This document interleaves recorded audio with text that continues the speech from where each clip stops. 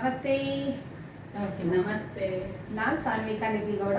ಇಲ್ಲಿಗೆ ನಾನು 2016ನಲ್ಲಿ ಬಂದಾಗ ನಾನು ಬೇರೆ ಹೆಸರಿನಲ್ಲಿದ್ದೆ. ಸೊ ಯಾವಾಗ ನನ್ನ ಹೆಸರಿನ ಬದಲಾವಣೆ ಆಯಿತು, ಅಲ್ಲಿ ಒಂದು ಮಿರಾಕಲ್ ಮ್ಯಾಜಿಕ್ ನಡೆದಿದೆ ನನ್ನ ಜೀವನದಲ್ಲಿ. ಅದು ಏನಪ್ಪಾ ಅಂದರೆ, ನನಗೆ ರೇಖೆ ದೀಕ್ಷೆ ಕೊಟ್ಟಿದ್ರು. ನಾನು ಆ ಸಮಯದಲ್ಲಿ ಇವರನ್ನು ನೋಡಿದಾಗ ಇವರು ಆಲ್ಟರ್ನೇಟಿವ್ ಥೆರಪಿಸ್ಟ್ ಆಗಿದ್ರು. ಸೊ ಆಗ ನಾನು ಥೆರಪಿ ಅಂದರೆ ರೇಖೆಯನ್ನು ದೀಕ್ಷೆ ನನ್ನದೇ ಆದ ಸಮಸ್ಯೆಗೋಸ್ಕರ ನಾನು ರೇಖೆ ದೀಕ್ಷೆಯನ್ನು ತೆಗೆದುಕೊಂಡಿದ್ದೆ. ಅದಾದಮೇಲೆ ನನ್ನ ಜೀವನದಲ್ಲಿ ತುಂಬ ರೀತಿಯ ಬದಲಾವಣೆ, ಅಭಿವೃದ್ಧಿ ಕಂಡಿದ್ದ ಕಾರಣ ನಾನು ಜಾಗ ಬದಲಾವಣೆ ಆಗಿತ್ತು. ಅದಾದಮೇಲೆ ಇವರು ಗೃಹ ಪ್ರವೇಶಕ್ಕೆ ಕರೆದಿದ್ದ ಕಾರಣ ನಾನು ಇಲ್ಲಿ ಬಂದಿದಾಗ ಸ್ವಲ್ಪ ಅಲ್ಲ, ವಿಶೇಷವಾಗಿ ಎಷ್ಟೊಂದು ಅದ್ಭುತವಾದ ಶಕ್ತಿಗಳನ್ನ ನೋಡಿ, ಈ ಎಲ್ಲ ಅಭಿವೃದ್ಧಿ ಬೆಳವಣಿಗೆಗಳನ್ನು ನೋಡಿ ನಾನು ಏನಾದರೂ ವಿಶೇಷತೆ ಇದೆ ಇದ್ರ ಬಗ್ಗೆ ಮಾತಾಡಬೇಕು ಅಂತ ಅಂದ್ಕೊಂಡಿದ್ದಕ್ಕೆ, ನಾನು ಗೊತ್ತಿರೋದು ನಿಮಗೆ ನಿಜವಾಗ್ಲೂ ಗೊತ್ತು, ಇಲ್ಲ ಆಲ್ರೆಡಿ ಸಬ್ಸ್ಕ್ರೈಬರ್ಗೆ ಗೊತ್ತು, ಮ್ಯಾಮ್ ಹೆಸರು ಗೊತ್ತು, ನಿಖಿತಾ ಸುಧಾ ಅಂಜನ್ ಅಂತ. ಸೊ ಅವ್ರ ಪರಿಚಯ ನಾನೇನು ಮಾಡಿಸೋ ಅವಶ್ಯಕತೆ ಇಲ್ಲ. ಬಟ್ ಅವರ ಹಿಂದೆ ಇರೋ ವಿದ್ಯೆ, ಆ ಶಕ್ತಿ ಚೈತನ್ಯ ಶಕ್ತಿ ಬಗ್ಗೆ ಮಾತಾಡಬೇಕು ಅಂತ ಇವತ್ತು ಇಟ್ಕೊಂಡಿದ್ದೀನಿ. ನಮಸ್ತೆ ಮತ್ತೊಮ್ಮೆ. ಇವತ್ತು ನಾನು ಕೇಳಬೇಕಾಗಿರೋ ಪ್ರಶ್ನೆ ರೇಖೆ ಬಗ್ಗೆ. ಒಂದು ಸಾರಿ ನಾನು ಇಲ್ಲಿ ಬಂದು ಹೆಸರು ಬದಲಾವಣೆ ಮಾಡಿ ರೇಖೆ ದೀಕ್ಷೆ ತೆಗೆದುಕೊಂಡು ಹೋದ್ಮೇಲೆ ನನಗೆ ಬಹಳ ರೀತಿಯಾದ ಅಭಿವೃದ್ಧಿ. ಸೊ ನಾನು ಆ ಕಡೆ ಮುಖ ಮಾಡಿ ಹೋಗಿದ್ದ ಕಾರಣ ಸ್ವಲ್ಪ ಅಂತರವಯ ಆಯಿತು. 2016-17ನಲ್ಲಿ ರೇಖೆ ದೀಕ್ಷೆ ತಗೊಂಡಿತ್ತು. ಸೊ ಈಗ 2024ನಲ್ಲಿ ನಾನಾ ರೀತಿಯ ಬದಲಾವಣೆ, ಒಂದು ಜನ್ರೇಷನ್ನೇ ಆಗಿದೆ. ಸೊ ನನ್ನ ಮಗಳು ಆಗ ನನಗೆ ನಿರ್ವಿ ಅಂಜನಗೌಡ ಅಂತ, ಅವಳು 1 ವರ್ಷ ಮಗು ಇಲ್ಲಿ ಬಂದಾಗ, 1 ವರ್ಷ 2 ವರ್ಷದ ಮಗು. ಸೊ ಈಗ ಅಷ್ಟು ಅಂತರದ ನಂತರ ಬಂದಮೇಲೆ ನಾನು ರೇಖೆ ಬಗ್ಗೆ ಮಾತಾಡಬೇಕು ಅಂತ ಅಂದ್ಕೊಂಡಿದ್ದು. ಯಾಕೆ ಅಂದರೆ, ನಿಮಗೆ ಕಳೆದ ಎಪಿಸೋಡಲ್ಲಿ ನೋಡಿರ್ತೀರಾ, ಈ ಆಫೀಸ್ ವಿಸಿಟ್ ಆದಾಗ ಈ ಆಫೀಸ್ ಬಗ್ಗೆ ಪರಿಚಯ ಮಾಡಿಸಿ ಒಂದು ವಿಡಿಯೋ ಅಪ್ಲೋಡ್ ಈಗ ರೀಸೆಂಟಾಗಿ ಮಾಡಿದ್ರಿ. ಸೊ ಇಷ್ಟೆಲ್ಲ ನೋಡಿದ್ಮೇಲೆ ನಿಮ್ಗೆ ಆಲ್ರೆಡಿ ತೋರಿಸಿರ್ಬೋದು ಅಲ್ವಾ, ಹಳೆ ಎಪಿಸೋಡ್ನಲ್ಲಿ ಆ ವಿಡಿಯೋಸ್ನಲ್ಲಿ ಒಂದು ಈ ಏನು ಸರ್ಟಿಫಿಕೇಟ್ಸ್ ಇದ್ದಾವೆ ಅವ್ರದ್ದು, ಮತ್ತು ಇಲ್ಲಿ ವಿಶೇಷವಾಗಿ ಅಮ್ಮನವ್ರು ಕುಳಿತಿರೋದಾಗಿರ್ಬೋದು, ಇವರೆಲ್ಲ ಇಷ್ಟೊಂದು ಅಪ್ಗ್ರೇಡ್ ಆಗಿಬಿಟ್ಟಿದ್ದಾರೆ, ತುಂಬ ಶಕ್ತಿ ಜೊತೆ ಕುಳಿತಿದ್ದಾರೆ. ಆ ಕಾರಣಕ್ಕಾಗಿ ರೇಖೆಯಿಂದ ಹಿಡಿದು ಇವತ್ತು ಇಲ್ಲಿ ಕುಳಿತಿರುವ ವಿಶೇಷವಾದ ನಾಡಿ ಜ್ಯೋತಿಷದ ಬಗ್ಗೆ ವರೆಗೂ ನಾನು ಪ್ರಶ್ನೆ ಕೇಳಬೇಕು ಅನ್ನೋ ಉದ್ದೇಶಕ್ಕೋಸ್ಕರ ಇಲ್ಲಿ ಕುಳಿತುಕೊಂಡಿದ್ದೀನಿ. ಸೊ ಇವತ್ತು ರೇಖೆ ಬಗ್ಗೆ ನನ್ನ ಪ್ರಶ್ನೆ, ರೇಖೆಯಲ್ಲಿ ಏನಿದೆ ಆ ಜಾದು, ದಯವಿಟ್ಟು ಹೇಳ್ಕೊಡಿ. ರೇಖೆ ಅಂದ್ರೆ ಏನು? ಇಷ್ಟೋ ಜನಕ್ಕೆ ಅದ್ರ ಬಗ್ಗೆ ಪರಿಚಯನೇ ಇಲ್ಲ. ರೇಖೆ ಅಂತ ಹೇಳಿದ್ರೆ, ಈಗ ನೀವು ಹೇಳಿದ್ರಿ ಚೈತನ್ಯ ನನಗೆ ಬಂದಿದೆ, ನೀವು ಚೈತನ್ಯ ಅಂತ ಹೇಳಿದ್ರಿ. ಹುಟ್ಟುವಂತ ಪ್ರತಿಯೊಬ್ಬ ಮನುಷ್ಯ ಕೂಡ ಚೈತನ್ಯವನ್ನು ಹೊತ್ಕೊಂಡೇ ಹುಟ್ಟಿರ್ತಾರೆ. ಆ ಚೈತನ್ಯ ಯಾಕೆ ಹಾಳಾಗುತ್ತೆ ಅಂದ್ರೆ, ನಾವು ಬೆಳೆಯುವಂತ ಪರಿಸರ, ನಾವು ಓಡಾಡುವಂತ ಜಾಗಗಳಿರ್ಬೋದು, ನಾವು ತಿನ್ನುವಂತ ಆಹಾರ ಇರ್ಬೋದು, ನಮ್ಮ ಚೈತನ್ಯವನ್ನ ನಾವು ಕಳ್ಕೊಂಡ್ಬಿಟ್ಟಿದೀವೇನೋ, ಇವ್ರ ಹತ್ರ ಒಂದು ದೀಕ್ಷೆಗಳನ್ನ ತಗೊಂಡಾಗ ಚೈತನ್ಯ ಬರುತ್ತೇನೋ ಅನ್ನೋ ಒಂದು ಇದು ಬರುತ್ತೆ. ಆಗಿಲ್ಲ, ಪ್ರತಿಯೊಬ್ಬರು ಕೂಡ ವಿಶೇಷ ಚೈತನ್ಯವನ್ನು ಹೊಂದಿರುವಂತ ಆತ್ಮಗಳೇ ಇರುತ್ತೆ. ಸೊ ನಾವು ಅದನ್ನ ಗುರುದೀಕ್ಷೆ ಮುಖಾಂತರ ತೆಗೆದುಕೊಂಡು ನಾವು ಹಸ್ತಕ್ರಮವನ್ನ ಮಾಡ್ಕೊಂತ ಬಂದಾಗ ನಮ್ಮ ಹಿಂದಿನ ಜನ್ಮದ ಕರ್ಮವನ್ನ, ನಮ್ಗೆ ಏನು ಮುಂದೆ ಬರ್ದೇ ಇರೋ ತರ ನಾವು ಅದನ್ನ ತಡೆಗಟ್ಕೊಳ್ಳೋದು ರೇಖೆ. ರೇಖೆ ಅಂತ ಹೇಳಿದಾಗ, ರೇ ಅಂದ್ರೆ ಬ್ರಹ್ಮಾಂಡ, ಕಿ ಅಂದ್ರೆ ಪ್ರಾಣಶಕ್ತಿ, ಬೇರೆನ ಅದ್ಭುತ ಇಲ್ಲ ಅಲ್ಲಿ. ಈಗ ನಮ್ಮ ಉಸಿರಿನ ಜೊತೆ ನಮ್ಮ ಯೂನಿವರ್ಸ್ ಅಲ್ಲಿ ಇರ್ತಕ್ಕಂಥ ಎನರ್ಜಿಯನ್ನ ನಾವು ಕನೆಕ್ಟ್ ಮಾಡ್ಕೊಳ್ಳೋದೇ ರೇಖೆ. ಸುಲಭವಾದ ವಿಧಾನ ಇದು. ಯಾವುದೇ ಒಂದು ಜ್ಯೋತಿಷ್ಯ ಇರ್ಬೋದು, ಯಾವುದೇ ಒಂದು ಹಾಸ್ಪಿಟಲ್ ಇರ್ಬೋದು, ಯಾವುದೇ ಒಂದು ಎಲ್ಲಾ ತರ ಪೂಜೆ, ಹವನ, ಹೋಮ ಎಲ್ಲ ಇರ್ಬೋದು, ಅದೆಲ್ಲದಕ್ಕಿಂತ ತುಂಬಾ ನಮಗೆ ಸಮಸ್ಯೆಗಳನ್ನ ಬಗೆಹರಿಸೋದು ರೇಖೆ. ನನಗೆ ಮೊದಲು ಶಿವಯೋಗಿ ಮದನ ಭಾವಿಯವರಿಗೆ ನಾನು ಧನ್ಯವಾದವನ್ನ ಹೇಳ್ತೀನಿ. ಯಾಕಂತ ಹೇಳಿದ್ರೆ, ನನಗೆ ಅವ್ರ ಮುಖಾಂತರನೇ ಈ ರೇಖೆ ದೀಕ್ಷೆ, ರಾಜಕ್ರಿಯ ರೇಖೆ, ಏಂಜಲ್ ಥೆರಪಿ, ರಿಗ್ರೆಷನ್ ಥೆರಪಿ ಎಲ್ಲ ಒಂದು ವಿದ್ಯೆಗಳು ಸಿಕ್ಕಿದ್ದು. ಆ ರೇಖೆಯನ್ನ ತೆಗೆದುಕೊಂಡ ಮೇಲೆ ನನ್ನ ಜೀವನದಲ್ಲಿ ತುಂಬಾ ಬದಲಾವಣೆಗಳಾಯಿತು. ಎಲ್ಲವನ್ನ ಸಹಿಸ್ಕೊಳ್ಳುವಂತ, ಎಲ್ಲವನ್ನ ಬಗೆಹರಿಸುವಂತ, ಯಾರು ಏನೇ ಸಮಸ್ಯೆ ತಗೊಂಡು ಬಂದ್ರು ಕೂಡ ನಾನು ರೇಖೆ ಮುಖಾಂತರ, ನನ್ನಲ್ಲಿರ್ತಕ್ಕಂಥ ಎನರ್ಜಿ ಮುಖಾಂತರ, ರಾಜಕ್ರಿಯ ರೇಖೆ, ಏಂಜಲ್ ಕನೆಕ್ಟ್ ಮಾಡ್ಕೊಂಡು ಬಗೆಹರಿಸ್ತೀನಿ. ಸೊ ಅವರಿಗೆಲ್ಲ ಪ್ರತಿಯೊಬ್ರು ಕೂಡ ನನ್ನ ಹತ್ರ ಬರೋ ಕ್ಲೈಂಟ್ಸ್ ಎಲ್ಲ ನನಗೆ ಯಾವುದೇ ಸೋಷಿಯಲ್ ಮೀಡಿಯಾ ನೋಡ್ಕೊಂಡು ಬರಲ್ಲ. ಇದೇ ಫಸ್ಟ್ ನಾನು ಮಾಡ್ತಾ ಇರೋದು. ಈ ಸೋಷಿಯಲ್ ಮೀಡಿಯಾ ರೇಖೆ ಅಂತ ನನಗೆ ಸೋಷಿಯಲ್ ಮೀಡಿಯಾದಲ್ಲಿ ಹೇಳಿಲ್ಲ. ಸೊ ಈಗ ನನಗೆ ಒಬ್ಬರಿಗೆ ರೆಫರೆನ್ಸ್ ಇಂದ ನನ್ನ ಹತ್ರ ಬರ್ತಾರೆ. ಅವ್ರ ಸಮಸ್ಯೆ ನನಗೆ ನೋಡಿದ ತಕ್ಷಣ ಗೊತ್ತಾಗ್ಬಿಡುತ್ತೆ, ಇವ್ರಿಗೆ ಯಾವ ಚಕ್ರ ಹಾಳಾಗಿದೆ. ಈ ಸಪ್ತ ಚಕ್ರಗಳನ್ನ ನಾವು ಆಕ್ಟಿವೇಟ್ ಮಾಡ್ಕೊಳ್ಳೋದು. ಸಪ್ತ ಚಕ್ರಗಳಲ್ಲಿ ಬೀಜಾಕ್ಷರಗಳಿರುತ್ತೆ, ಮತ್ತೆ ಒಂದೊಂದು ಚಕ್ರಗಳಿಗೂ ಒಂದೊಂದು ಬಣ್ಣ ಇರುತ್ತೆ. ಮೂಲಾಧಾರ ಚಕ್ರ, ಸ್ವಾಧಿಷ್ಠಾನ ಚಕ್ರ, ಮಣಿಪುರ ಚಕ್ರ, ಅನಾಥ ಚಕ್ರ, ವಿಶುದ್ಧ ಚಕ್ರ, ಆಜ್ಞಾ ಚಕ್ರ, ಶಾಸ್ತ್ರ ಚಕ್ರ. ಒಂದೊಂದು ಚಕ್ರಗಳು ಒಂದೊಂದು ರಿಲೇಟೆಡ್ ಪ್ರಾಬ್ಲಮ್ಗೆ ಕನೆಕ್ಷನ್ ಇರುತ್ತೆ, ಒಂದೊಂದು ಪಾಸಿಟಿವ್ ಥಿಂಕಿಗೆ ಕನೆಕ್ಷನ್ ಇರುತ್ತೆ. ಈಗ ಮೂಲಾಧಾರ ಚಕ್ರ ಹಾಳಾಗಿದೆ ಅಂತ ಅಂದಾಗ ಅವ್ರಿಗೆ ಸಾಮಾನ್ಯವಾಗಿ ಅವ್ರಿಗೆ ಫಿನಾನ್ಸ್ ಪ್ರಾಬ್ಲಮ್ ಬರುತ್ತೆ, ಪೈಲ್ಸ್ ಆಗಿರುತ್ತೆ. ಮತ್ತೆ ಬದುಕಿನ ಬುನಾದಿನೇ ಮೂಲಾಧಾರ ಚಕ್ರ. ಆ ಮೂಲಾಧಾರ ಚಕ್ರ ಹೇಗೆಲ್ಲ ಹಾಳಾಗತ್ತೆ ಅದನ್ನ ನಾನು ಎಷ್ಟು ತಿಳಿಸ್ಕೊಡ್ತೀನಿ, ಒಂದೊಂದೇ ಚಕ್ರದ ಬಗ್ಗೆ ಹೇಗೆ ಬರುತ್ತೆ ಅಂತ. ಸೊ ಈ ಒಂದು ಚಕ್ರಗಳನ್ನ ನಾವು ಚೈತನ್ಯ ಮಾಡಿಕೊಂಡು ನಮ್ಮ ಸಮಸ್ಯೆಯನ್ನ ಸುಲಭವಾಗಿ ಈ ಪರಿಹಾರ ಮಾಡ್ಕೊಳ್ಳೋದೇ ರೇಖಿ. ಆಯ್ತು. ರೇಖಿಗೆ ನಮ್ಮ ಗುರುಗಳು, ದೀಕ್ಷಾ ಗುರುಗಳು ಅಂದ್ರೆ ಸದಾ ಅಂಜನಗಳು ಅವರು, ಹಾಗೆ ಅವ್ರ ಗುರುಗಳ ಪರಿಚಯ ಅವ್ರು ಮಾಡಿಬಿಟ್ರು. ಅವ್ರು ಯಾರೊಟ್ಟಿಗೆ ದೀಕ್ಷೆನ ತೆಗೆದುಕೊಂಡ್ರು ಅಂತ. ಸೊ ದೀಕ್ಷೆ ಬಗ್ಗೆ ಅಂತ ಮಾತಾಡೋಕೋದ್ರೆ ಏನ್ ದೀಕ್ಷೆ ಅದು, ಏನ್ ಹಸ್ತ ರೇಖೆ ಅದು, ಅಂದ್ರೆ ಹಸ್ತ ಸ್ಪರ್ಶ? ಈಗ ಶಿವಯೋಗಿ ಮದನ್ ಭಾವಿ ಗುರುಗಳು ನನಗೆ ರೇಖಿ ಗುರುಗಳು. ಆಗ ಅವರು ಇಲ್ಲಿ ಒಂದು ಕ್ಲಾಸ್ ಇತ್ತು, ನಾನು ಹೋಗಿ ಅಟೆಂಡ್ ಮಾಡಿದೆ. ಅವ್ರಿಗೆ ಕೇಳ್ಕೊಂಡು ಎಲ್ಲಿ ಕ್ಲಾಸ್ ಇದೆ ಅಂತ ಅಲ್ಲೋಗಿ ಕೂತ್ಕೊಂಡಾಗ ಇದ್ರ ಬಗ್ಗೆ ಪೂರ್ತಿಯಾಗಿ ಯಾವ ರೀತಿ ಕೆಲಸ ಮಾಡುತ್ತೆ, ನಾವು ಯಾವ ರೀತಿ ಹಸ್ತಕ್ರಮ ಮಾಡ್ಬೋದು ಅಂತ ನಮಗೆ ಹೇಳಿ ಅವರು ಗುರುದೀಕ್ಷೆ ಕೊಟ್ಟು ಕಳಿಸ್ತಾರೆ. ನನಗೆ ಕ್ಯೂರಿಯಾಸಿಟಿ ಇರುತ್ತೆ. ನಾನು ಅವತ್ತೇ ಬಂದ್ಬಿಟ್ಟು ನಾನು ಎಲ್ಲಾದ್ರೂ ಒಂದು ರೇಖಿ ಸೆಂಟರ್ ಓಪನ್ ಮಾಡಬೇಕು, ನಾನೊಂದು ರೇಖಿ ಸೆಂಟರ್ ಓಪನ್ ಮಾಡ್ಬೇಕಂತ ಹೇಳ್ಬಿಟ್ಟು ಒಂದು ಚಿಕ್ಕದಾಗಿ ಒಂದು ಕಡೆ ಪ್ಲೇಸಲ್ಲಿ, ಇಂಟೀರಿಯರ್ ಪ್ಲೇಸಲ್ಲಿ ಕಡಿಮೆ ರೆಂಟಲ್ಲಿ ಒಂದು ಬೆಡ್ ಹಾಕ್ಬಿಟ್ಟು ಒಂದು ಆಫೀಸ್ ಓಪನ್ ಮಾಡಿದೆ. ಅಲ್ಲಿ ನಾನು ಹೀಲಿಂಗ್ ಸ್ಟಾರ್ಟ್ ಮಾಡೋದು. ಏನು ಹಸ್ತಕ್ರಮವನ್ನು ಮಾಡಿಬಿಟ್ರೆ ಸಾಕು, ಬೆನ್ನು ಹೋಗುತ್ತೆ, ತಲೆನೋವು ಹೋಗುತ್ತೆ, ಮೈಕೈ ನೋವು ಹೋಗುತ್ತೆ, ಎಲ್ಲ ಥರ ನೋವುಗಳನ್ನ ನಾವು ತೆಕ್ಕೋಬೋದು ಅಂತಿತ್ತು. ನನ್ನ ಹತ್ರ ಸುಮಾರು ಜನ ಬಂದು ನಾನು ಆಯುರ್ವೇದ ಮೆಡಿಸನ್ ಇಟ್ಟಿದ್ದೆ. ಅವಾಗ ಎಲ್ಲ ಆ ಥರ ಪೇಯ್ನ್, ಹೀಗೆ ಪೇಯ್ನ್ ಅಂತ ಹೇಳ್ತಾ ಇದ್ರು. ಅವಾಗ ನಾನು ರೇಖಿ ಸೆಂಟರ್ನ ಓಪನ್ ಮಾಡಿದೆ. ಅದು 21 ದಿನ ಅಥವಾ 48 ದಿನ ನಾವು ಹಸ್ತಕ್ರಮವನ್ನು ಮಾಡಿಕೊಂಡಾಗ ಪರಿಹಾರ ಆಗುತ್ತೆ ಅಂತ ಹೇಳಿದ್ರು. ನಾನು ಫಸ್ಟ್ ಒಂದು ಕ್ಲೈಂಟ್ನ ತಗೊಂಡೆ. ಅವರಿಗೆ ನಾನು ರೇಖಿಯನ್ನು ಹೀಲ್ ಮಾಡ್ತಾ ಬಂದೆ. ಇವತ್ತು ವಾಸಿ ಆಯ್ತಾ ನಿಮಗೆ, ಇವತ್ತು ವಾಸಿ ಆಯ್ತಾ, ಇವತ್ತು ವಾಸಿ ಆಯ್ತಾ, ಸರಿ ಹೋಯ್ತಾ, ಪೇಯ್ನ್ ಹೋಯ್ತಾ ಅಂತ ದಿನ ಕೇಳ್ತಿದ್ದೆ. ಅವ್ರಿಗೆ ಇಲ್ಲ ಅಂತ ಹೇಳ್ತಾ ಇದ್ರು ಅವರು. ಕೊನೆಗೆ ಅವ್ರಿಗೆ 48 ಡೇಸ್ಗೆ ಅವ್ರಿಗೆ ಬ್ಯಾಕ್ ಪೇಯ್ನ್ ಹೋಯ್ತು. ಅಲ್ಲಿ ತನಕ ನಾನು ಹೀಲ್ ಮಾಡಿದ್ದೀನಿ ಅವ್ರಿಗೆ. ಇನ್ನ ತುಂಬಾ ಕಡಿಮೆ ಅಂದ್ರೆ 4-5 ಡೇಸ್ ಅಲ್ಲಿ ತಲೆನೋವು ಇದೆಲ್ಲ 1 ದಿನದಲ್ಲಿ 2 ದಿನದಲ್ಲೆಲ್ಲ ತಲೆನೋವು ಇಮ್ಮಿಡಿಯೇಟ್ ರಿಲೀಫ್ ಆಗಿದೆ. ನಾನು ರೇಖಿ ದೀಕ್ಷೆ ಕೊಟ್ಟಾಗ. ರೇಖಿಯಿಂದ ಹಸ್ತಕ್ರಮವನ್ನ ಅವ್ರಿಗೆ ಮಾಡಬೇಕು. ಅವ್ರಿಗೆ ಮಾಡೋದಕ್ಕೆ ಮುಂಚೆ ನಾವು ಮಾಡ್ಕೊಂಡಿರ್ಬೇಕು. ಈ ಹಸ್ತಕ್ರಮವನ್ನ ನಾವು ಮಾಡ್ಕೊಂಡು ನಮ್ಮ ಹತ್ರ ಎನರ್ಜಿ ಇದ್ರೆ ಮಾತ್ರ ನಾವು ಬೇರೆಯವ್ರಿಗೆ ಪಾಸ್ ಮಾಡೋಕ್ಕಾಗುತ್ತೆ. ಯೂನಿವರ್ಸ್ ಇಂದ ಎನರ್ಜಿ ಸಿಗುತ್ತೆ, ಅದನ್ನ ಕನೆಕ್ಟ್ ಮಾಡಿ ನಾನು ಜಸ್ಟ್ ಕನೆಕ್ಟರ್ ಅಷ್ಟೇ. ಎಲ್ಲ ಕೆಲಸವನ್ನ ರೇಖಿಯ ಗುರು ವೃಂದ ಇರುತ್ತೆ. ಅವ್ರಿಗೆ ಧನ್ಯವಾದಗಳ ಮುಖಾಂತರ ನಾವು ದೀಕ್ಷೆಯನ್ನ ಕೊಡೋದಿರುತ್ತೆ. ಅವ್ರು ಯಾರಿಗೆ ಪರಿಹಾರವನ್ನ ಮಾಡ್ಕೊಡೋದಿರುತ್ತೆ. ಹಸ್ತಕ್ರಮ ಅಂದ್ರೆ ಮುಟ್ಟಿ ನೀವು ಹೀಲ್ ಮಾಡೋದಾ? ಮುಟ್ಟಿ ಹೀಲ್ ಮಾಡೋದು ಫಸ್ಟ್ ಲೆವೆಲ್ ಅಲ್ಲಿ ಬರುತ್ತೆ.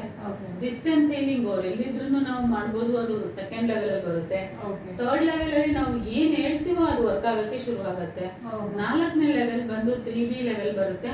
ಅದು ಮಾಸ್ಟರ್ ಡಿಗ್ರಿ ಬರುತ್ತೆ. ನಾವು ದೀಕ್ಷೆ ತಗೊಂಡು ಬೇರೆಯವರಿಗೆ ಗುರು ದೀಕ್ಷೆಯನ್ನ ನಾವು ಕೊಡೋದಕ್ಕೆ ಪವರ್ ಬರುತ್ತೆ.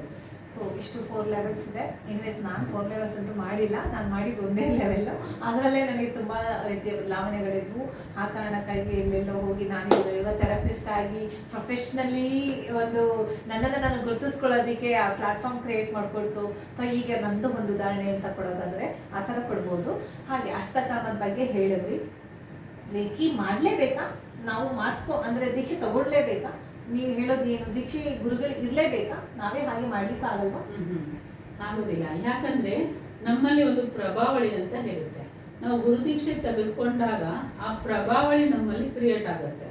ನಾವು ಗುರುದೀಕ್ಷೆ ತಗೊಳ್ದೇನೆ ಮಾಡಿದ್ರೆ ಏನಾಗುತ್ತೆ ಅಂದ್ರೆ ಪ್ರಭಾವಳಿ ಜಾಸ್ತಿ ಆದ್ರೂ ನಮ್ಮ ದೇಹ ತಡ್ಕೊಳ್ಳೋ ಶಕ್ತಿ ಇರೋದಿಲ್ಲ, ಕಡಿಮೆ ಇದ್ರೂ ಪ್ರಭಾವಳಿ ತಡ್ಕೊಳ್ಳೋ ಶಕ್ತಿ ಇರಲ್ಲ. ಹಾಗಾಗಿ ಗುರುದೀಕ್ಷೆ ತೆಗೆದುಕೊಂಡಾಗ ಈಗ ಮೊಬೈಲ್ ಚಾರ್ಜ್ ರೀತಿಯಲ್ಲಿ ನಾವು ಪ್ರತಿದಿನ ಅವಾಗ ಹಸ್ತಕ್ರಮ ಮಾಡ್ಕೋತಾನೆ ಇರಬೇಕು. ನಮ್ಮ ದೇಹ ಚಾರ್ಜ್ ಆಗ್ತಾ ಇರುತ್ತೆ.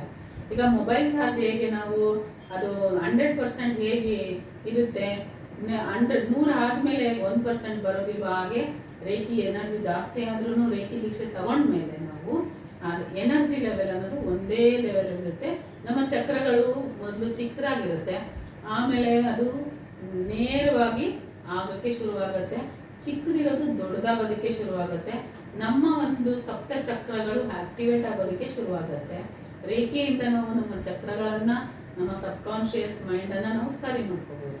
ಸೊ ಈಗ ಚಕ್ರದ ಅಲೈನ್ಮೆಂಟ್ ಬಗ್ಗೆ ಚೆನ್ನಾಗಿ ಹೇಳ್ಕೊಟ್ರು. ಹೇಗೆ ನೀವು ರೇಖಿ ಹಸ್ತಕ್ರಮ ಮಾಡ್ಕೊತೀರಿ, ಅದ್ರ ಪ್ರಭಾವದಲ್ಲಿ ನಿಮ್ಮ ಶಕ್ತಿಯನ್ನು ನೀವೇ ರಿಸೀವ್ ಮಾಡ್ಕೊಳ್ತಾ ಅಲೈನ್ಮೆಂಟ್ ಮಾಡ್ಕೊಳ್ಳೋದು, ಅಂದರೆ ನಮ್ಮ ಚಕ್ರಗಳ ಅಲೈನ್ಮೆಂಟ್ ಮಾಡ್ಕೊಳ್ಳೋದನ್ನ ಹೇಳ್ಕೊಟ್ರು. ಆಯಿತು, ರೇಖಿಯನ್ನು ಗುರುಪರಿಚಯ ಆಯಿತು, ಮತ್ತು ನೀವು ಅದು ಹೇಗೆ ಹಸ್ತಕ್ರಮ ಮಾಡಿದ್ರೆ ಎನರ್ಜಿ ಸಿಗುತ್ತೆ ಅಂತ ಆಯಿತು. ನಿಮ್ಮ ಜೀವನದಲ್ಲಿ ಈ ರೇಖಿ ಹೇಗೆ ಬಂತದ್ದು ತಿಳ್ಕೊಬೋದಾ? ಈ ರೇಖಿ ನನಗೆ ನನ್ನ ಯಜಮಾನ್ರು ಒಂದು ಬುಕ್ ತಗೊಂಡು ಬಂದಿದ್ರು. ಏನೋ ಬುಕ್ ರೇಖಿ ಅಂತಿತ್ತಲ್ಲ, ಕೈಯಲ್ಲಿರೋ ರೇಖಿ ಏನೋ ಅಂತ ತೆಗೆದು ನೋಡಿದೆ. ಅದನ್ನ ಏನು ರೇಖಿ ಒಂದು ಹಸ್ತಕ್ರಮ ಏನು ಇಲ್ವಲ್ಲ ಇದರಲ್ಲಿ, ರೇಖಿ ಅಂದ್ರೆ ಏನಂತ ಓಪನ್ ಮಾಡಿದಾಗ ಅದನ್ನ ಓದಿದಾಗ ಗೊತ್ತಾಯ್ತು, ಗುರುಗಳ ಕಡೆಯಿಂದ ದೀಕ್ಷೆ ತಗೋಬೇಕು, ಇದನ್ನ ಮಾಡೋದ್ರಿಂದ ಏನೇನೋ ಅದರಲ್ಲಿ ಟೆಸ್ಟಿಮೆಂಟ್ ಎಲ್ಲ ಇತ್ತು, ಯಾರ್ಯಾರೋ ಏನೇನೋ ಅದರಲ್ಲಿ ಉಪಯೋಗ ಪಡ್ಕೊಂಡಿರೋರಲ್ಲಿ ನಾನು ಆ ಥರ ಆಗ್ಬೋದೇನೋ, ನನಗೂ ಆ ಥರ ಹೆಲ್ಪ್ ಆಗ್ಬೋದು, ನಾನು ಬೇರೆಯವ್ರಿಗೆ ಹೆಲ್ಪ್ ಮಾಡ್ಬೋದು ಅನ್ನೋ ಉದ್ದೇಶದಿಂದ ನಾನು ಹೋಗಿ ಗುರು ದೀಕ್ಷೆಯನ್ನು ತೆಗೆದುಕೊಂಡೆ. ಸೊ ನೀವು ಗುರು ದೀಕ್ಷೆ ಇಲ್ಲೇ ತಗೊಂಡಿದ್ದ, ಅಂದ್ರೆ ಬೇರೆ ಎದುರು ಗುರುಗಳು ಇದ್ದಿದ್ದ ಜಾಗದಲ್ಲಿ ತಗೊಂಡಿದ್ದ? ಗುರುಗಳು ಇದ್ದಿದ್ದ ಜಾಗ ಅವಾಗ ಬೆಂಗಳೂರಲ್ಲಿ ಸಿಗ್ತಾ ಇರಲಿಲ್ಲ ಗುರುಗಳು. ಎಷ್ಟು ವರ್ಷದಿಂದ ತಗೊಂಡಿದ್ದು? ನಾನು 10 ವರ್ಷದ ಹಿಂದೆ ತಗೊಂಡಿದ್ದೆ. ಓಕೆ ಓಕೆ, 10 ವರ್ಷದಿಂದ 14 years ಆಯ್ತು. 15 years ಆಯ್ತು ನಾನು ತಗೊಂಡು. 15 years. ಸೊ 15 year ಬ್ಯಾಕ್ ನೀವು ಅವಾಗೆಲ್ಲ ಸ್ವಲ್ಪ ಈ ಟೆಕ್ನಾಲಜಿ ಸ್ವಲ್ಪ ಕಡಿಮೆನೇ ಇತ್ತು, ಆಂಡ್ರಾಯ್ಡ್ ಫೋನ್ ಎಲ್ಲ ಇರಲಿಲ್ಲ. ಸೊ ನಾವು ಜಾಸ್ತಿ ಜಾಗಗಳಿಗೆ ಯೂಸ್ ಮಾಡಬೇಕಾದ್ರೆ ಟೆಲಿಫೋನ್, ವೆಹಿಕಲ್ಸ್ ಈ ಥರ ವೆಹಿಕಲ್ಸ್ ಕೂಡ ಕಡಿಮೆ ಇತ್ತು. ಸೊ ಆವಾಗ ನೀವು ಅಂದ್ರೆ ಯಾವ ಜಾಗಕ್ಕೆ ಹೋಗಿ ಮಾಡಿದ್ದು? ಹುಬ್ಳಿಯಲ್ಲಿ ಹೋಗಿ. ಹುಬ್ಳಿಯಲ್ಲಿ ಒಬ್ಬರೇ ತಗೊಂಡಿದ್ದ ಅಥವಾ ಎಲ್ಲ ಇಲ್ಲ, ಅಲ್ಲಿ ಗುರುಕುಲದಲ್ಲಿ ಬೇರೆಯವರೆಲ್ಲ ಬಂದಿದ್ರು. ಅಲ್ಲಿರೋರೆಲ್ಲ ಬಂದು ಒಂದು 150 ಜನ ಇದ್ರು. ನಾನು ರೇಖಿ 1 to 1 ಕೊಡಲ್ಲ, ಅವರು ಗ್ರೂಪ್ ಅಲ್ಲೇ ಕೊಡೋದು ದೀಕ್ಷೆ. ಎನರ್ಜಿ ಜಾಸ್ತಿ ಫೀಲ್ ಆಗುತ್ತೆ ಅಂತ. ಆಯ್ತು, ರೇಖಿ ಜೊತೆಯಲ್ಲಿ ಇನ್ನೊಂದು ಪದ ಬಳಸಿದ್ರಿ, ರಾಜಕ್ರಿಯೆ ರೇಖೆ ಅಂತ. ಅದ್ರ ಬಗ್ಗೆ ನಾನು ಏನು ಕೇಳ್ಪಟ್ಟಿಲ್ಲ. ಇವನ್ ನಾನೇನು ಅದ್ರ ಬಗ್ಗೆ ನಿಮ್ಮ ಹತ್ರ ಒಂದು ದೀಕ್ಷೆ ಆಗಿರ್ಬೋದು ಅಥವಾ ಅಭ್ಯಾಸ ಆಗಲಿ ಯಾವುದೇ ಮಾಡಿಲ್ಲ. ಅದ್ರ ಬಗ್ಗೆ ನನಗೆ ಇನ್ನೂ ಸ್ವಲ್ಪ ತಿಳಿಸ್ಕೊಡ್ತೀರಾ? ಮುಂದೆ ನನ್ನನ್ನು ಅಭಿವೃದ್ಧಿ ಮಾಡ್ಕೊಳ್ಳೋದಕ್ಕೆ. ನಾನು ರಾಜಕ್ರಿಯೆ ರೇಖೆ ಅಂದ್ರೆ ಏನೋ ರಾಜರು ಮಾಡೋ ಕ್ರಿಯೆ ಅಂತ ಅನ್ಕೊಂಡಿದ್ದೆ. ಬಟ್ ರಾಜಕ್ರಿಯೆ ರೇಖೆ ಅಂತ ಹೇಳಿದ್ರೆ ರೇಖೆಗಿಂತ ದೊಡ್ಡದು. ರಾಜಕ್ರಿಯೆ ರೇಖೆಗೆ ಶಿವಯೋಗಿ ಮದನ ಭಾವಿಯವರೇ ಅದಕ್ಕೆ ಕ್ರಿಯೇಟರು. ಅದರಲ್ಲಿ ಪದಗಳನ್ನ ಬಳಸಿದ್ದಾರೆ ಅವರು, ತುಂಬಾ ಅಮೂಲ್ಯವಾದ ಪದಗಳನ್ನ ಬಳಸಿ ಅದನ್ನ ಕ್ರಿಯೇಟ್ ಮಾಡಿದ್ದಾರೆ. ಅದರಲ್ಲಿ ನಾವು ಆಯಾಮಗಳನ್ನ ನಾವು ತಲುಪಬಹುದು. ಈಗ 1ನೇ ಆಯಾಮ, 2ನೇ ಆಯಾಮ, 3ನೇ ಆಯಾಮ, 4, 5 ಈ ತರ 5th ಡೈಮೆನ್ಷನ್ ಬರುತ್ತೆ ಮನುಷ್ಯನ ಜನ್ಮ.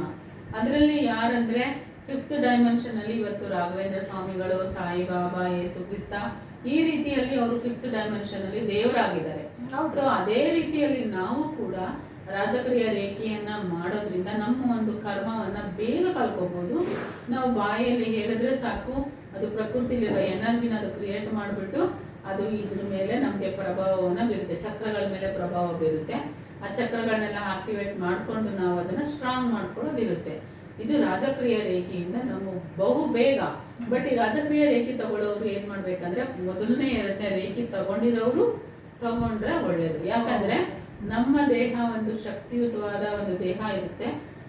ಅದೇನಾದ್ರೂ ವೀಕ್ ಇದ್ರೆ ನಾವು ರಾಜಕ್ರಿಯ ರೇಖೆ ತಗೊಂಡಾಗ ಅದು ತುಂಬಾ ಪವರ್ಫುಲ್ ಇರುತ್ತೆ.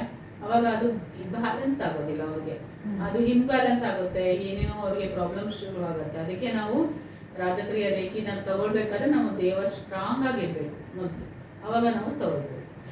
ಸರಿ, ಆ ರಾಜಕೀಯ ರೇಖೆ ಬಗ್ಗೆ ಹೇಳಿದ್ವಿ. ಆ ರಾಜಕ್ರಿಯ ರೇಖೆ ಮಾಡ್ಲಿಕ್ಕೂ ಕೂಡ ಗುರುಗಳು ಬೇಕು. ಆಬ್ವಿಯಸ್ಲಿ ತಾನೇ ಹೇಳಿದ್ರೆ ಗುರುವಿನ ಮುಖೇಂದ್ರ ಹೇಗೆ ತಗೋಬೇಕು, ಅದು ಹೇಗೆ ಪ್ರೊಸೀಜರ್ ಎಲ್ಲ ಎಕ್ಸ್ಪ್ಲನೇಷನ್ ಮಾಡ್ತಾರೆ, ತಗೋಬೇಕು. ರಾಜಕ್ರಿಯ ರೇಖೆ ಯಾವಾಗ, ಯಾರು, ಹೇಗೆ, ಎಲ್ಲಿ ಅದೆಲ್ಲ ಮಾಡೋದು ಅಂತ ಸ್ವಲ್ಪ ವಿವರಣೆ ಕೊಡ್ತೀರಾ? ಈ ರಾಜಕ್ರಿಯ ರೇಖೆಯನ್ನ ಯಾರಾದ್ರೂ ಕೂತ್ಕೊಂಡು ಎನರ್ಜಿ ಲೆವೆಲ್ ಇರಲ್ಲ ಅವ್ರಿಗೆ, ನಾವು ಇಲ್ಲೇ ಕೂತ್ಕೊಂಡು ಆತ್ಮದ ಪಯಣ ಅಂತ ಮಾಡಿಸ್ತೀವಿ. ಆತ್ಮ ಪಯಣ ಅಂದಾಗ ನಾವು ಇಲ್ಲೇ ಕೂತ್ಕೊಂಡು ನಾವು ಕಾಡಲ್ಲಿ ಹೋಗಿ ಎನರ್ಜಿ ತಗೊಂಡ್ ಬರ್ಬೋದು, ಅಲ್ಲಿಂದ ನಾವು ಹಿಮಾಲಯಕ್ಕೆ ಹೋಗಿ ಎನರ್ಜಿ ತಗೊಂಡ್ ಬರ್ಬೋದು, ಈಜಿಪ್ಟಿಗೆ ಹೋಗಿ ನಾವು ಇಲ್ಲಿಂದ ಎನರ್ಜಿ ತಗೊಂಡ್ ಬರ್ಬೋದು. ಮಾನಸಿಕವಾಗಿ ಅಲ್ಲ, ನಾವು ಫಿಸಿಕಲ್ ಅಂದ್ರೆ ಆತ್ಮದ ಪಯಣ ಅಂದ್ರೆ ನಮ್ಮದೇ ಇನ್ನೊಂದು ಪ್ರತಿರೂಪ. ಅದನ್ನ ಜೊತೆಲಿ ನಾವು ಪ್ರಯಾಣ ಮಾಡಿಸೋದಿರುತ್ತೆ ಬಂದಂತ ವಿದ್ಯಾರ್ಥಿಗಳಿಗೆ. ಸೊ ನಾವು ಇಲ್ಲಿ ಕೂತ್ಕೊಂಡು ಅದೆಲ್ಲ ಎನರ್ಜಿ ತಗೊಂಡ್ ಬಂದು ನಾವು ಎನರ್ಜಿನ ಈಜಿಪ್ಟಿಗೆ ಹೋಗಿ ತಗೋಬೇಕು ಅಂತ ಏನಿಲ್ಲ. ಮಾನಸಿಕವಾಗಿ ನಾವು ಇಲ್ಲಿಂದ ಆತ್ಮದ ಪಯಣನ ಮಾಡಿಸಿ ಎಲ್ಲ ಪೂರ್ತಿ ಎನರ್ಜಿ ತಗೊಳ್ಳೋದಕ್ಕೆ ರಾಜಕ್ರಿಯ ರೇಖೆ ತುಂಬಾ ಉಪಯೋಗ ಆಗುತ್ತೆ.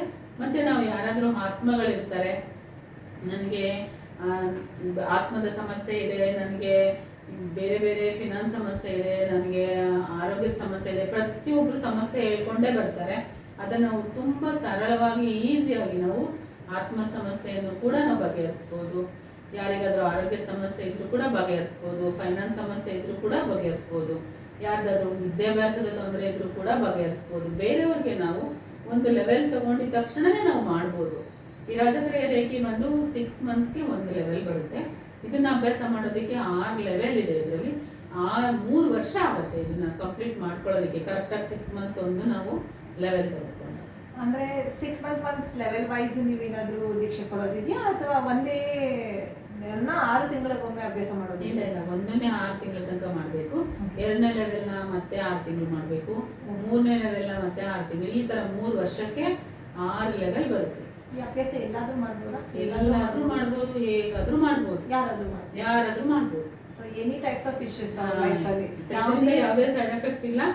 ಯಾರು ಒಂದು ಸಾಮಾನ್ಯ ಜ್ಞಾನ ತಿಳ್ಕೊಂಡಿದ್ರೆ ಸಾಕು, ಅವರೆಲ್ಲರೂ ಕೂಡ ಈ ಅಭ್ಯಾಸಗಳನ್ನ ಮಾಡಬಹುದು.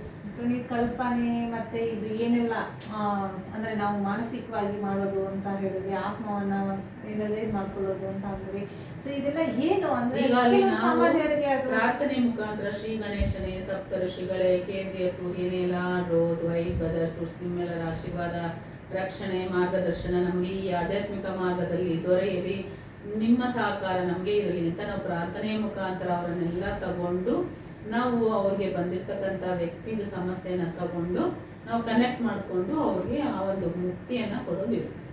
ಓಕೆ, ಅದು ಹಾಗೆ ರಾಜಕ್ರಿಯಾ ರೇಖೆ. ಮತ್ತೆ ಇನ್ನೊಂದು ಏಂಜಲ್ ಥೆರಪಿ ಬಗ್ಗೆ ಕೇಳೋ ಕುತೂಹಲ ಇದೆ. ಏಂಜಲ್ ಥೆರಪಿ ಅಂದ್ರೆ ಏನು? ಏಂಜಲ್ ಅಂದ್ರೆ ನಮ್ಗೆ ಕಲ್ಪನೆ ಬೇರೆನೇ ಇದೆ, ನಿಮ್ಮ ಕಲ್ಪನೆ ಬೇರೆ. ಸೊ ಆಗಿದ್ಮೇಲೆ ಏಂಜಲ್ ಥೆರಪಿ ಬಗ್ಗೆ. ಏಂಜಲ್ ಅಂತ ಅಂದಾಗ ನಾವು ಅವ್ರನ್ನ ಬೇರೆ ಒಂದು ಬ್ರಿಟಿಷ್ ಅವ್ರು ಇರ್ಬೋದು, ಇಂಗ್ಲಿಷ್ ಅವ್ರು ಇರ್ಬೋದು, ಅದನ್ನ ಫಾರಿನ್ ಅಲ್ಲಿ ಬೇರೆ ಕಂಟ್ರಿಯಲ್ಲಿ ಏಂಜಲ್ಸ್ ಅಂತ ಕರೀತಾರೆ, ನಾವು ಗಾಡ್ಸ್ ಅಂತ ಕರಿತೀವಿ. ಅಷ್ಟೇ ವ್ಯತ್ಯಾಸ, ಬೇರೆ ಏನಿಲ್ಲ. ಬಟ್ ಆ ಏಂಜಲ್ಸ್ ಅಲ್ಲಿ ಉನ್ನತ ಏಂಜಲ್ಸ್ ಗಳು ಇರ್ತಾರೆ.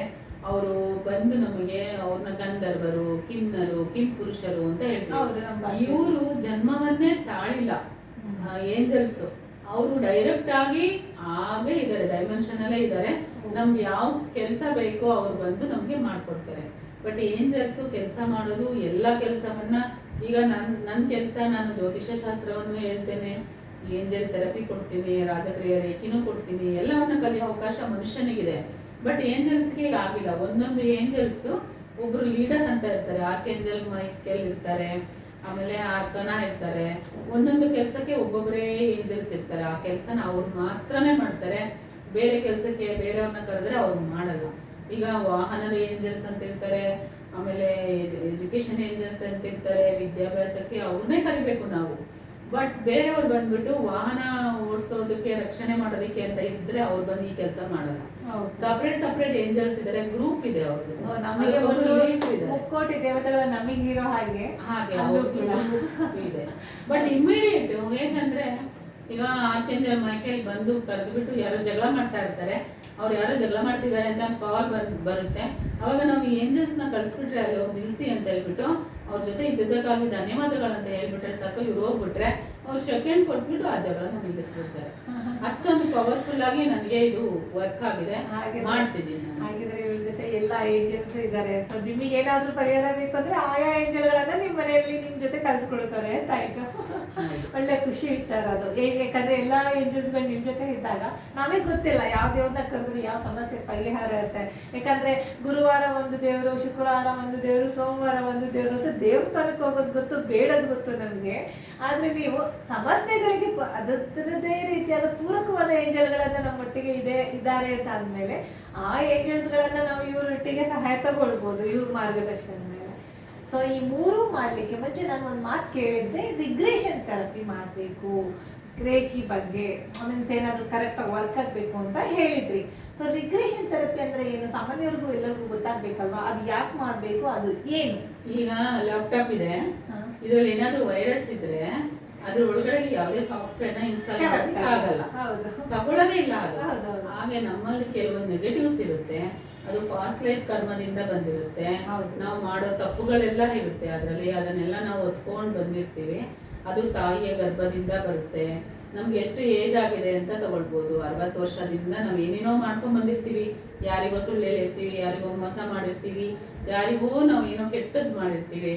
ಉದ್ದೇಶ ಪೂರ್ವಕ ಇರ್ಬೋದು, ಇಲ್ಲ ಇದ್ದೇನೋ ಇರ್ಬೋದು, ಪ್ರೇರಣೆ ಯಾರ್ದೋ ಕಡೆಯಿಂದ ಆಗಿರುತ್ತೆ. ಇದೆಲ್ಲ ನಮಗೆ ತಾಯಿಯ ಗರ್ಭದಲ್ಲಿ ತಾಯಿಗೆ ಊಟ ಸಿಕ್ಕಿಲ್ಲ ಅಂದ್ರೆ ಗರ್ಭದಲ್ಲಿದ್ದಾಗ ಆಗ ಯಾರೋ ಅವ್ರ ಮನೆಯಲ್ಲಿ ಇರ್ತಕ್ಕಂಥವ್ರು ಸರಿಯಾದ ಆಹಾರ ಕೊಟ್ಟಿಲ್ಲ ಅಂದ್ರೂ ಕೂಡ ಮಗುವಿನ ಮೇಲೆ ಕೂಡ ಇದು ಪರಿಣಾಮ ಬೀರುತ್ತೆ. ಸೊ ಹಾಗಾಗಿ ಎಲ್ಲ ಒಂದು ಕರ್ಮವನ್ನ ನಾವು ಮಾಡೋದಕ್ಕೆ ಅದೆಲ್ಲ ರಿಗ್ರೆಷನ್ ಥೆರಪಿಗೆ ಆ ಒಂದು ಸಮಯಕ್ಕೆ, ಈ ಎಕ್ಸಾಂಪಲ್ ಯಾರಿಗೋ ಬೆನ್ನು ನೋವು ಇರುತ್ತೆ, ಯಾಕೆ ಬೆನ್ನು ನೋವು ಬಂದಿದೆ, ನನಗೊಂದು ಎಕ್ಸಾಂಪಲ್ಸ್ ಇದೆ. ಇವರು ಇಬ್ರು ಹೆಂಡತಿಯರು ಇರ್ತಾರೆ ಫಾಸ್ಟ್ ಲೈಫ್ ಅಲ್ಲಿ, ಅವಾಗ ಅವ್ರಿಗೆ ಈ ಮಗು ಆಗ್ತಾ ಇರುತ್ತೆ, ಈಕೆಗೆ ಮದುವೆ ಆಗ್ತಾ ಇರಲ್ಲ, ಮಗು ಆಗ್ತಾ ಇರಲ್ಲ, ಅವಳನ್ನ ತುಂಬಾ ಚೆನ್ನಾಗಿ ನೋಡ್ಕೋತಾರೆ, ಇವ್ರನ್ನ ನೆಗ್ಲೆಕ್ಟ್ ಮಾಡ್ತಿರ್ತಾರೆ ಫ್ಯಾಮಿಲಿಯಲ್ಲಿ. ಆ ಒಂದು ನೋವು ಹೊಟ್ಟೆ ಅವ್ರಿಗೆ ಏನ್ ಮಾಡ್ತಾರೆ, ಆಕೆನ ಮೇಲಿಂದ ತಳ್ಳಿ ಕಾಲಲ್ಲಿ ಒದ್ದು ಕೆಳಗಡೆ ಬೀಳಿಸ್ತಾರೆ, ಮಗು ತೀರ್ಕೊಳ್ಳುತ್ತೆ, ಆಕೆಗೆ ಬೆನ್ನೋ ಬರುತ್ತೆ. ಆ ಪೇನ್ ಎಲ್ಲ ಏನಾಗುತ್ತೆ, ನಾವು ತಪ್ಪು ಮಾಡಿದೀವಲ್ವಾ ಅದು ಇವ್ರಿಗೆ ರಿವರ್ಸ್ ಆಗುತ್ತೆ ಈ ಜನ್ಮದಲ್ಲಿ. ಆ ಒಂದು ಲೆವೆಲ್ಗೆ, ಆ ಒಂದು ಸಮಯಕ್ಕೆ ಕರ್ಕೊಂಡು ಹೋಗಿ ಅವ್ರನ್ನ ತಗೊಂಡು ಹೋಗ್ಬಿಟ್ಟು ಅದನ್ನ ರಿಗ್ರೆಷನ್ ಇಂದ ನಾವು ರಿಮೂವ್ ಮಾಡೋದಿರುತ್ತೆ. ಹಾಗಾದ್ರೆ ಅವ್ರು ಏನ್ ತಪ್ಪು ಮಾಡಿದ್ರು ಅವ್ರು ರಿಗ್ರೆಷನ್ ಥೆರಪಿಯಲ್ಲಿ ರಿಮೂವ್ ಆಗ್ತಾರ. ಸ್ವಲ್ಪ ಹಂತವಾಗಿ ಪ್ರಾಯಶ್ಚಿತ್ತ ಅನ್ನೋದೊಂದು ಇರುತ್ತೆ.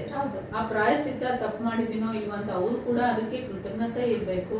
ಆ ಏಂಜಲ್ಸ್ ರಾಜಕ್ರಿಯ ರೇಖೆ ಇರ್ಬೋದು, ಏಂಜಲ್ಸ್ ಥೆರಪಿ ಇರ್ಬೋದು, ಯಾವುದೇ ಇರ್ಬೋದು. ಸೊ ಆ ಕೃತಜ್ಞತಾ ಒಂದು ಇದ್ದಾಗ, ನಾನು ತಪ್ಪು ಮಾಡಿದ್ದಕ್ಕಾಗಿ ದಯವಿಟ್ಟು ಕ್ಷಮಿಸಿದ್ದಕ್ಕಾಗಿ ಧನ್ಯವಾದಗಳು ಅಂತ ನಾವು ಹೇಳಿದಾಗ ಅದು 100% ವರ್ಕ್ ಆಗುತ್ತೆ. ಸೊ ಗ್ರಾಟಿಟ್ಯೂಡ್ ಮೈಂಡ್ ಅನ್ನ ಮೊದಲು ನಾವು ಬೆಳೆಸ್ಕೊಂಡು ಆನಂತರ ಗುರುವಿಗೆ ಶರಣಾಗ್ತಾ ಆ ವಿದ್ಯೆಯನ್ನ ಪಡ್ಕೊಂಡ್ರೆ ಯೂನಿವರ್ಸ್ ನಮ್ಮೊಟ್ಟಿಗೆ ಸದಾ ಇರುತ್ತೆ, ನಮಗೆ ಬೇಕಾದ್ದನ್ನ ಮಾಡಲಿಕ್ಕೆ ಅಂತ ಇವರು ಚೆನ್ನಾಗಿ ಎಕ್ಸ್ಪ್ಲೈನ್ ಮಾಡಿದ್ರು. ರೇಖೆಯಿಂದ ರಾಜಕ್ರಿಯ ರೇಖೆಯಿಂದ ಏಂಜಲ್ ಥೆರಪಿಯಿಂದ ಡೈರೆಕ್ಟ್ ರಿಗ್ರೆಷನ್ ಥೆರಪಿ, ಇಷ್ಟು ವಿಚಾರಗಳನ್ನ ಡಿಸ್ಕಷನ್ ಮಾಡಿದ್ವಿ. ಸೊ ಇದ್ರ ಜೊತೆಯಲ್ಲಿ ಇನ್ನ ಒಂದು ಪ್ರಶ್ನೆ, ಇದನ್ನೆಲ್ಲ ನೀವು ಮಾಡಿರೋದ್ರಿಂದ ನಿಮ್ಗಾಗಿರೋ ಓನ್ ಬೆನಿಫಿಟ್ ಬಗ್ಗೆ ಎಕ್ಸ್ಪ್ಲೇನ್ ಮಾಡಿ. ಏನು ನೀವೆಲ್ಲ ಮೊದಲು ದೀಕ್ಷೆ ತಗೊಂಡಾಗ ಆಗಿರೋ ಅನುಭವ, ಅದರಿಂದಾಗಿ ನಿಮ್ಮಲ್ಲಾಗಿರೋ ಆಬ್ವಿಯಸ್ಲಿ ನಮ್ಮ ಕಣ್ಣಿಗೆ ಕಾಣ್ತಿರುತ್ತೆ ನೀವು ಇಲ್ಲಿ ರೀಚ್ ಆಗಿರೋದು, ಬಟ್ ಹೇಗಾಯ್ತು ಅಂತ. ಇಲ್ಲಿ ರೇಖಿ ತಗೊಳ್ಳೋದ್ರಿಂದ ನಾನು ಮೊದಲೇ ಹೇಳಿದಾಗೆ ಯೂನಿವರ್ಸ್ ಅಲ್ಲಿ ನಮ್ಗೆ ಏನ್ ಬೇಕೋ ಅದನ್ನ ತಗೊಳ್ಳೋದಕ್ಕೆ ಒಂದು ಅವಕಾಶ ಇದೆ. ಅದನ್ನ ಹೇಗೆ ತಗೋಬೇಕು ನಾವು ಅಂತ ಗೊತ್ತಿರ್ಲಿಲ್ಲ. ಇಲ್ಲಿ ನಾವು ರೇಖಿ ದೀಕ್ಷೆ ತಗೊಳ್ಳೋದ್ರಿಂದ ನಮ್ದು ವ್ಯಕ್ತಿತ್ವ ವಿಕಸನ ಆಗತ್ತೆ. ಆಯ್ತಾ, ವ್ಯಕ್ತಿತ್ವ ಅಂದ್ರೆ ನನ್ನನ್ನು ಯಾರು ಗುರ್ತಿಸ್ತಾ ಇರ್ಲಿಲ್ಲ, ನಾನು ಯಾರಂತ ಗೊತ್ತಿರ್ಲಿಲ್ಲ ಜನಗಳಿಗೆ.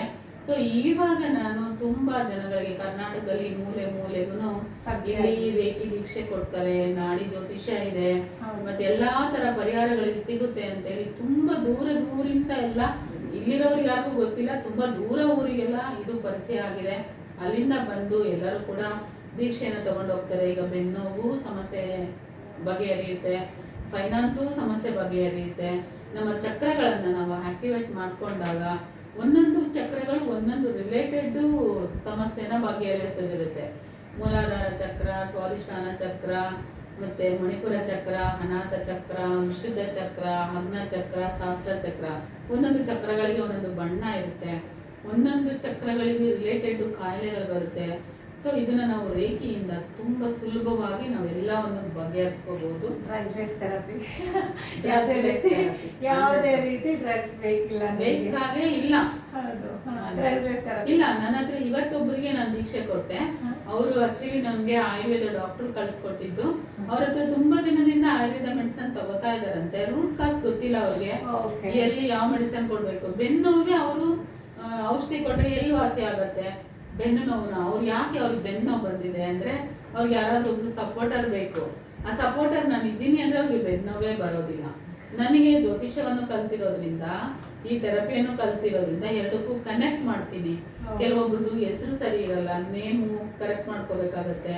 ಕೆಲವೊಬ್ರದ್ದು ಜಾತಕ ಸರಿ ಇರಲ್ಲ, ಕೆಲವೊಬ್ರದ್ದು ಅವ್ರದ್ದು ದೇಹ ಸರಿ ಇರಲ್ಲ.